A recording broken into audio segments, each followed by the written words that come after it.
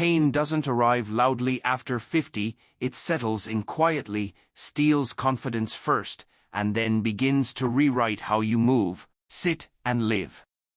Sciatic pain is not just a sensation in the leg or lower back. It is a message from a nervous system that has adapted for years without enough space, motion, or care. The danger is not the pain itself, but the slow belief that this is simply how life must feel now. What most people never realize is that the body, even later in life, is not asking for rest alone. It is asking for the right kind of movement, delivered gently, consistently, and with understanding. Sciatic pain rarely begins as an emergency, it begins as information.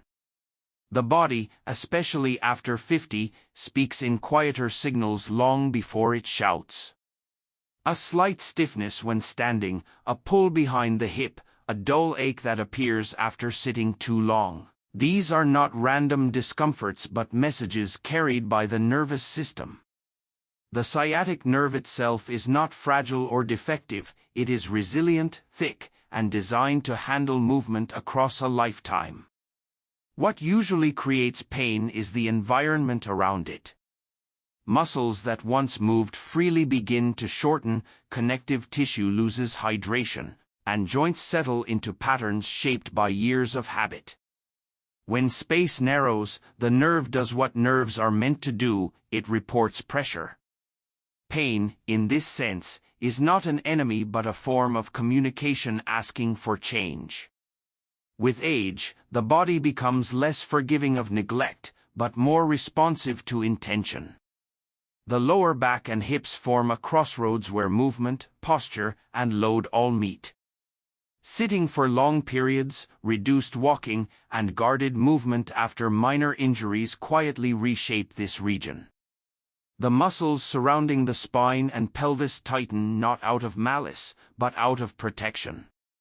They learn to brace, to hold, to limit motion in the name of stability. Over time, this constant tension compresses pathways that were designed to remain open and dynamic. The sciatic nerve becomes caught in this narrowing space, and pain emerges not because something is broken, but because something has stopped moving the way it once did. Gentle exercises work not by overpowering tight tissue, but by reminding it of its original purpose. When movement is slow and controlled, sensory receptors in muscles and joints send signals of safety to the brain. This is a crucial biological detail often overlooked. The nervous system governs muscle tension, and it releases only when it perceives no threat. Sudden or aggressive stretching can reinforce guarding, especially in older bodies that have learned caution. But gradual movements, performed with awareness, invite relaxation rather than resistance. Blood flow increases, oxygen reaches tissues that have been undernourished, and waste products that sensitize nerves are cleared away. Relief begins at a cellular level long before it is felt consciously. Another essential aspect of this process is nerve mobility. Nerves are not static wires, they are living structures meant to glide as the body moves. When surrounding tissues stiffen, this gliding ability is reduced, increasing sensitivity. Gentle exercises restore this natural motion, allowing the sciatic nerve to move freely again within its channel. This reduces irritation without forcing change. The body responds not because it is commanded to heal, but because conditions have been made favorable for healing. This distinction matters, particularly for seniors who may fear movement due to pain. Understanding that relief comes from cooperation rather than confrontation changes the emotional relationship with the body. There is also a psychological dimension that science increasingly recognizes. Pain alters perception, and perception alters movement. When pain persists, the brain begins to associate certain positions or actions with danger, even if no injury is present. This leads to avoidance, stiffness, and further compression of sensitive structures. Gentle daily exercises interrupt this cycle. Each pain-free or low-pain movement provides new evidence to the brain that the body is capable and safe. Over time, this rewiring reduces pain intensity and frequency. The relief felt is not imagined, it reflects measurable changes in neural processing and muscle tone. Importantly, these exercises honor the aging body rather than attempting to override it. After 50, recovery still happens, but it follows different rules. Tissue adapts more slowly, and stress tolerance is lower, yet responsiveness to consistent gentle input remains strong. Small movements repeated daily create cumulative effects that intense sessions cannot. This approach aligns with how the body naturally heals, incrementally, intelligently, and with feedback. It shifts the goal from eliminating pain instantly to restoring balance gradually, which is far more sustainable. When seniors begin to see sciatic pain as a signal rather than a sentence, their approach changes. Instead of bracing against discomfort, they explore it with curiosity and care. Gentle exercises become a form of dialogue with the body, a way of asking what it needs rather than telling it what to do. This mindset reduces fear, and fear itself is a powerful amplifier of pain. As muscles soften and joints regain motion, the nerve's message grows quieter, not because it has been silenced, but because it has been heard and responded to with patience and respect.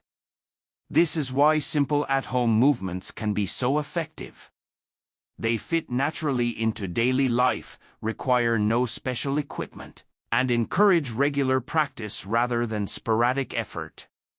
They restore a sense of agency, reminding seniors that relief is not reserved for clinics or prescriptions but is accessible through understanding and mindful action. The body, even later in life, remains adaptive and responsive when treated with consistency and kindness, and when movement is approached not as a test to pass, but as a relationship to rebuild over time. Consistency has a quiet power that the aging body understands deeply. After 50, the body no longer responds best to dramatic efforts made once in a while, it responds to small, repeated signals that create familiarity and trust. Simple exercises done at home each day may appear insignificant, yet biologically they are anything but. Every gentle movement sends information through the nervous system, telling it that the body is active, capable, and safe. Over time, these repeated signals reshape how pain is processed, not by masking it, but by changing the context in which it is experienced. The nervous system is designed to learn through repetition. When a movement is performed once, it registers as an event. When it is performed daily, it becomes a pattern. Patterns are powerful because the brain uses them to predict outcomes. For seniors living with sciatic pain, inconsistency keeps the nervous system in a state of uncertainty. One day there is movement, the next there is avoidance. The brain, unsure of what to expect, remains protective. Muscles stay tense, and pain thresholds remain low. Daily gentle exercises remove this uncertainty. The brain begins to expect motion, and expectation alone reduces the need for protective tension. This process is closely tied to neuroplasticity, the brain's ability to change throughout life. Aging does not eliminate this capacity, it simply slows it. What matters most is the clarity of the signal. Gentle, repeated movement provides a clear message: this range of motion is safe, this posture is manageable, this sensation does not equal harm. As these messages accumulate, the brain updates its internal map of the body. Movements that once triggered pain become neutral, and neutral movements often become comfortable. Pain decreases not because the body has been forced into submission, but because the nervous system has learned a new, calmer interpretation. Consistency also influences muscle behavior in subtle ways. Muscles that are rarely used tend to tighten, not because they are strong, but because they are uncertain. Daily movement restores predictability. Even low-intensity exercises activate muscle fibers just enough to maintain length, circulation, and coordination. This prevents the cycle of stiffness and weakness that often accompanies aging. Over time, these muscles begin to support joints more effectively, reducing uneven stress on the spine and hips that can irritate the sciatic nerve. There is an important emotional dimension to this practice as well. Pain often creates a sense of helplessness, especially when it lingers. Daily exercises restore a sense of agency. Each session, no matter how brief, reinforces the idea that relief is not entirely outside one's control. This sense of control has measurable effects on pain perception. Studies consistently show that when individuals feel involved in their healing process, pain intensity decreases. The body responds not only to physical input, but to belief and expectation, and consistency strengthens both. Another overlooked benefit of regular practice is rhythm. The human nervous system responds well to routine. Performing simple exercises at the same time each day creates a predictable rhythm that lowers overall stress levels. Stress hormones heighten pain sensitivity, particularly in chronic conditions like sciatica. By establishing a daily movement ritual, the body shifts toward a more balanced state, where repair and relaxation are more accessible.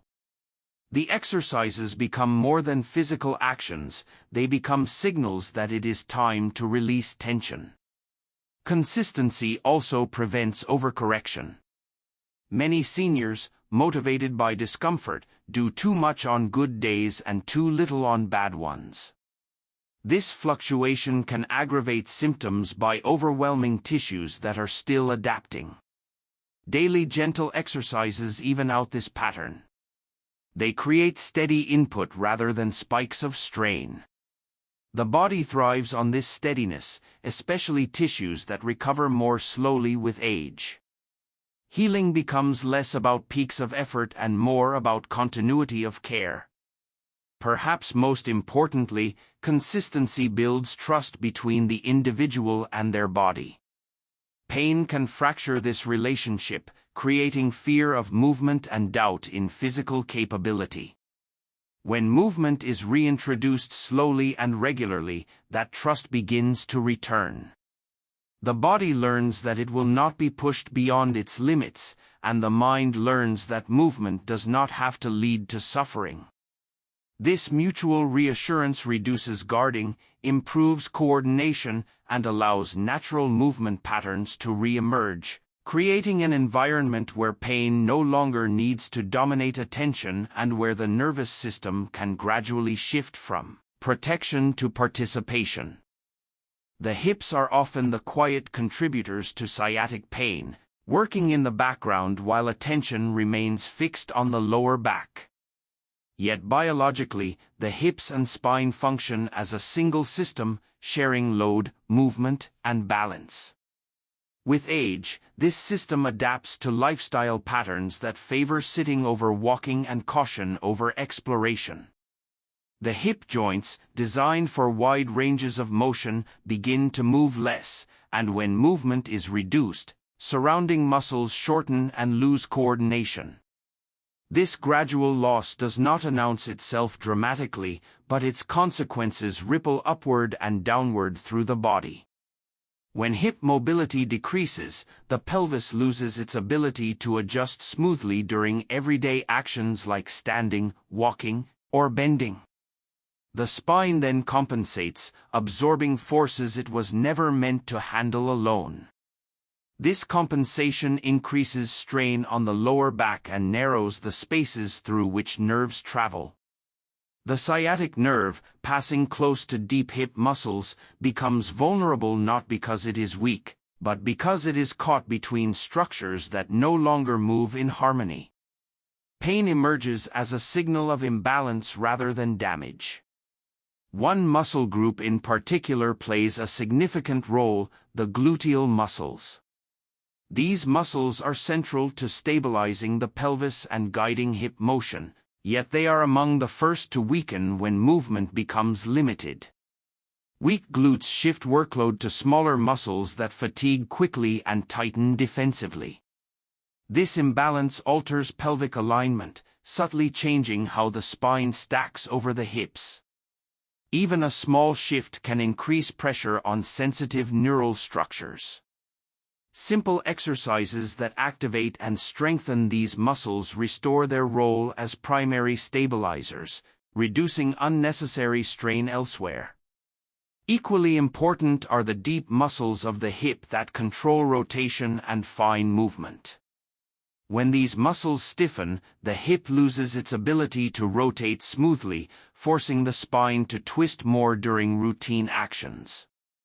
Over time, this repeated compensation irritates joints and compresses nerves. Gentle exercises that encourage controlled rotation and extension reintroduce lost movement patterns.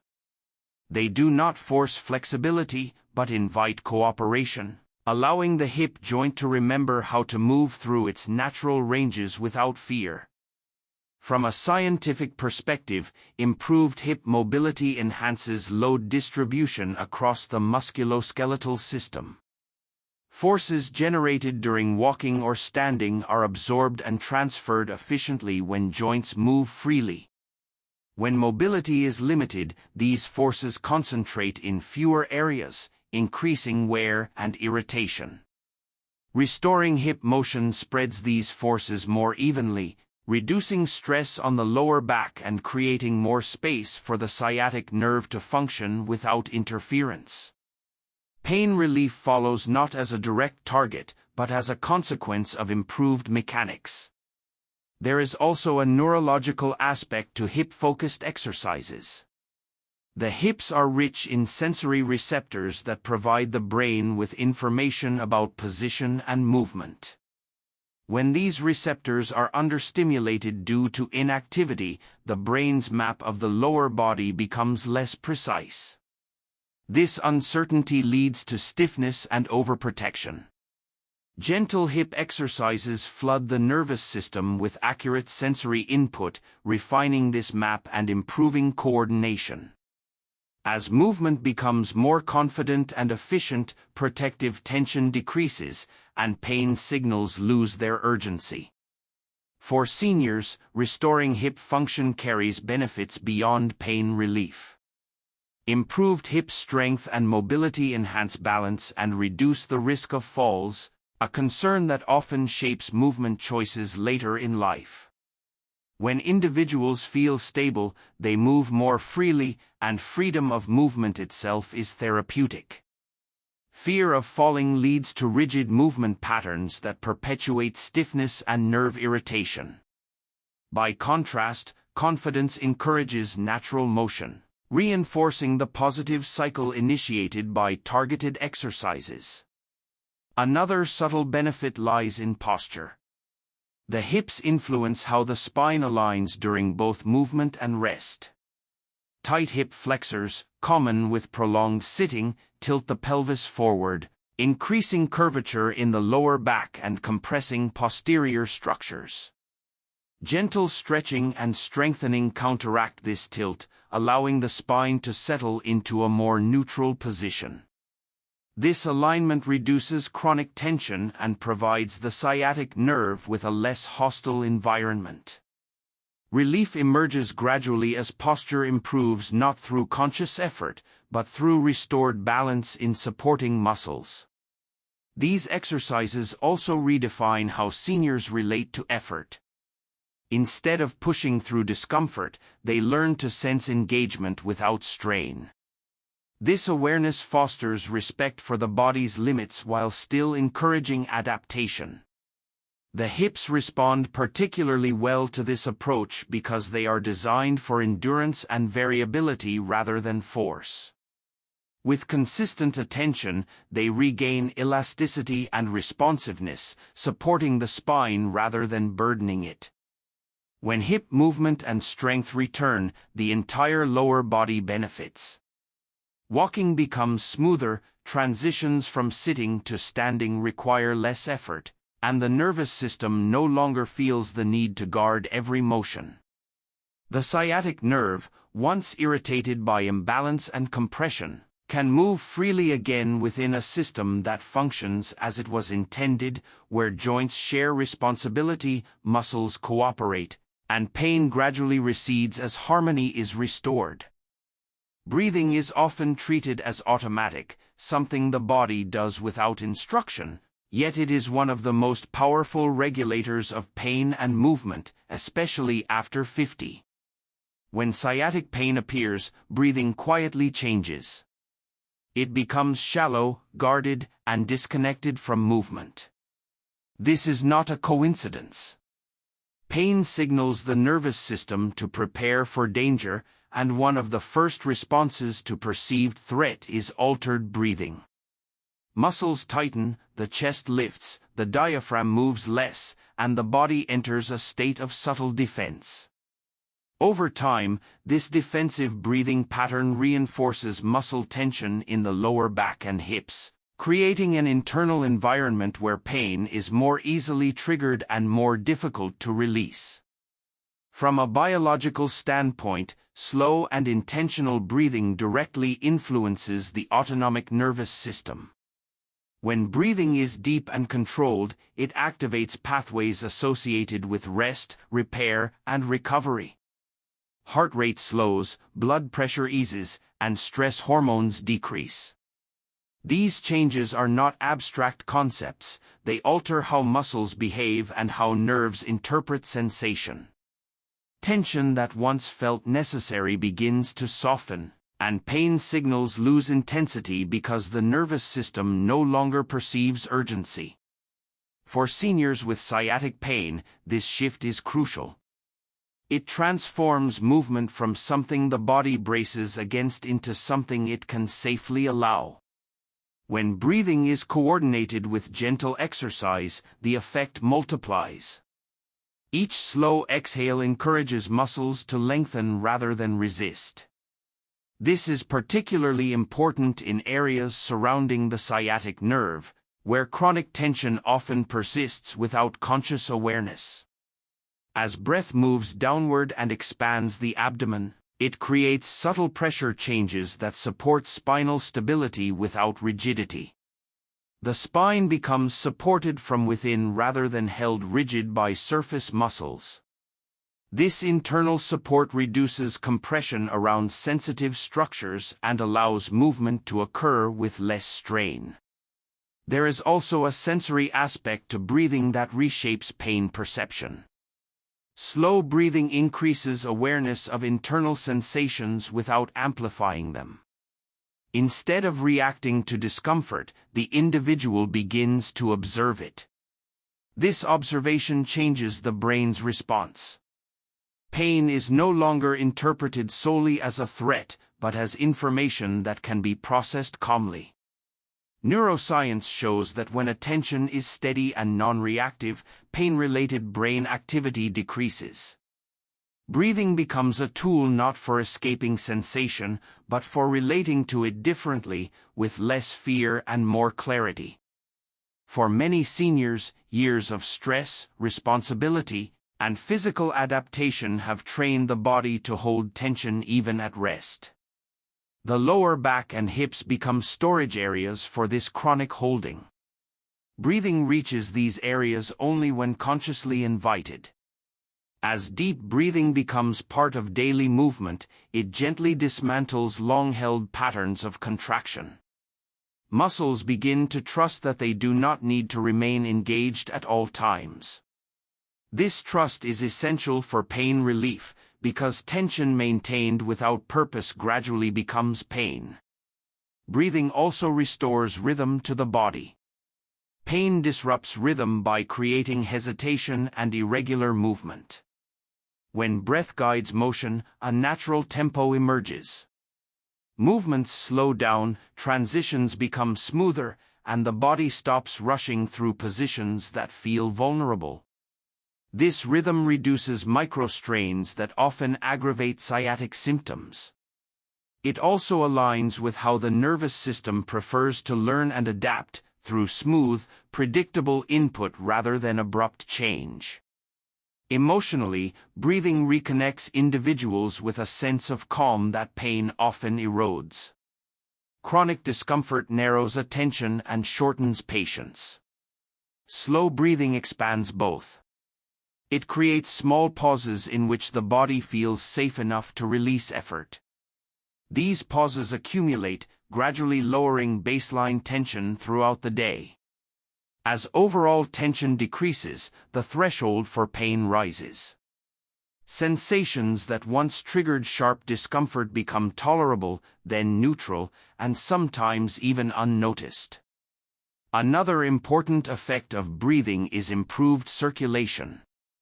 Deep breathing enhances venous return and oxygen delivery to tissues that are often undersupplied due to inactivity or tension. Nerves are particularly sensitive to their chemical environment. When oxygenation improves and inflammatory byproducts are cleared more efficiently, nerve irritation diminishes. This process is subtle and gradual, but it supports long-term relief rather than temporary suppression of symptoms. For seniors practicing gentle exercises at home, breathing becomes the bridge between physical action and internal regulation. It ensures that exercises do not become mechanical tasks performed with hidden tension. Instead, they become integrated experiences where the body moves as a coordinated whole. Breathing reminds the individual to stay present, to notice effort without forcing it, and to respect limits without withdrawing from movement altogether. Over time, this integration changes how the body responds not only during exercise, but throughout daily life. Standing, walking, and sitting are accompanied by steadier breathing patterns that prevent the buildup of unnecessary tension. The nervous system remains more balanced, less reactive, and better equipped to handle minor stresses without escalating them into pain. Sciatic discomfort, once fueled by tension and fear, gradually loses its intensity as the body learns a calmer way of existing within itself. Aging often arrives with an unspoken negotiation between the body and the self. There is a quiet pressure to accept discomfort as inevitable, to lower expectations, to move less in order to avoid pain. Yet beneath this cultural narrative lies a biological truth that is both reassuring and empowering. The human body retains its capacity to adapt, learn, and reorganize well into later life.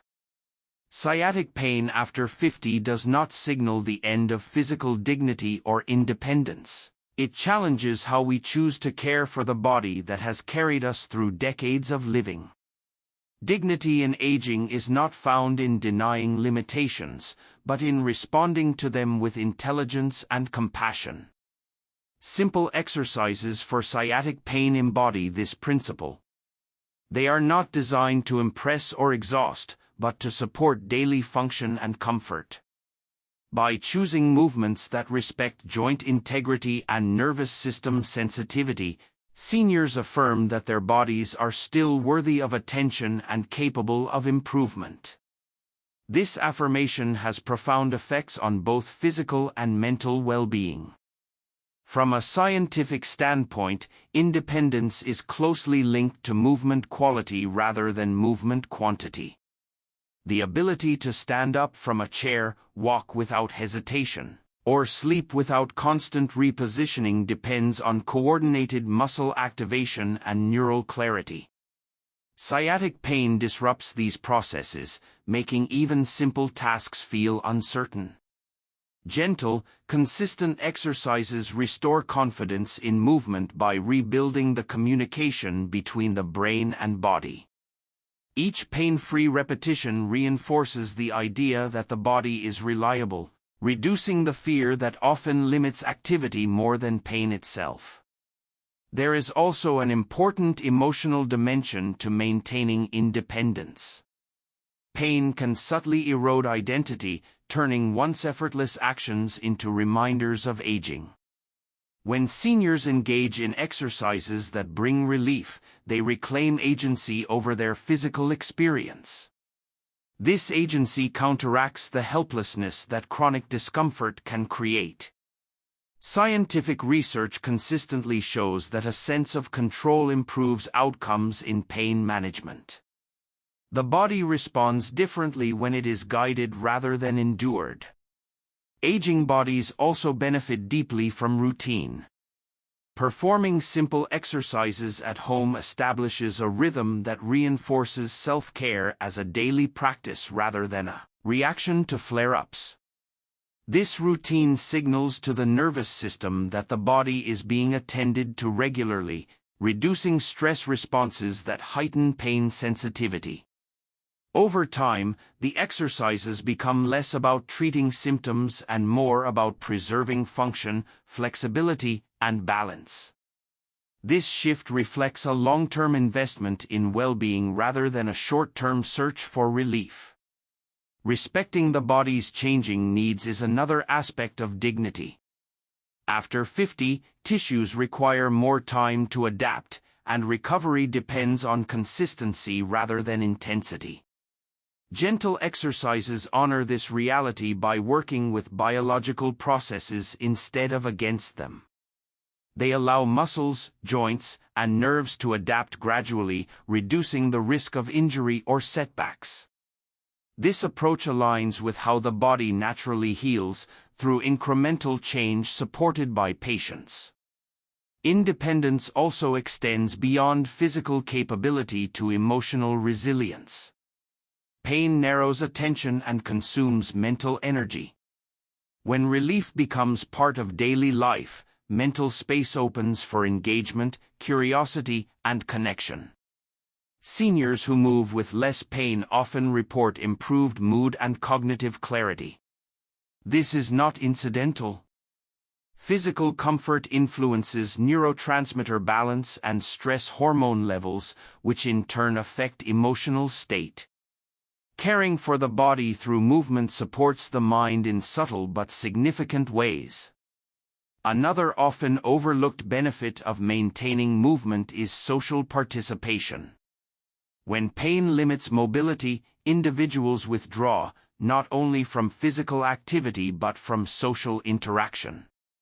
Gentle exercises that restore comfort make it easier to remain engaged with family, friends, and community.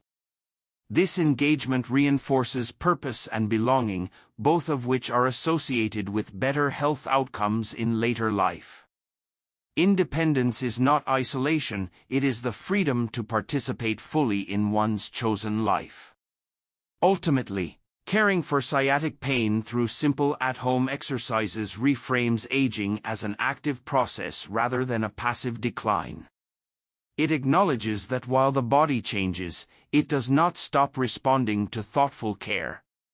Each movement becomes an expression of respect for the years lived and the years still to come. Pain, once seen as a defining feature of aging, gradually becomes a manageable signal within a broader context of self-awareness and responsibility, allowing seniors to move forward with steadiness, confidence, and a renewed sense of partnership with their own bodies.